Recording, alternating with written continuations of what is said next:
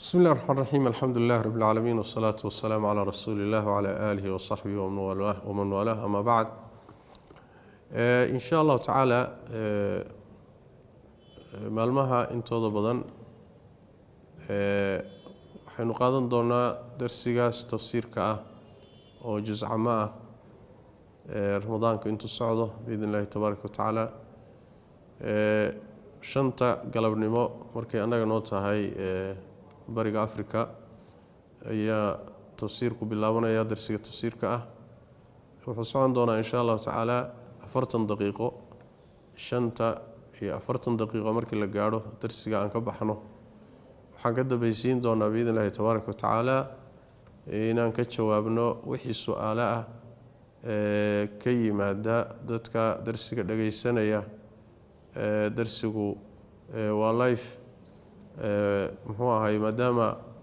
dad hadda isu yimaado dhageysta aysan jirin waxaan ugu talagalay in internetka lagala socdo inta badanna darsigu markuu socdo waa live wuxuu ka baxayaa masaajidka Abu Bakar ama masaajidka Sigiska ayuu ka baxayaa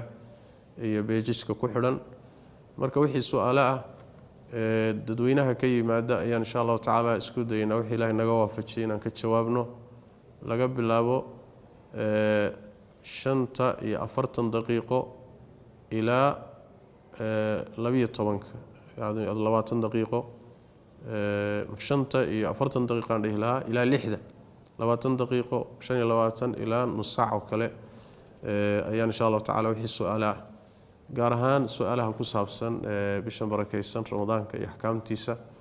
ayaan isku daynaa insha Allah ta'ala wixii Ilaahay naga waafajiyo inaan ka jawaabno marka wixii su'aalo ah waxaad ku soo diri kartaan ama aad muxuu ahay ku soo qori kartaan page-ka idin muuqda ee aad ka dhageysanaysaan darsiga ayaad ku soo qori kartaan insha Allah ta'ala wala soo saaraya kadibna wixii muhiim ah marka dadka anfacaya ayaa laga soo khulaasayn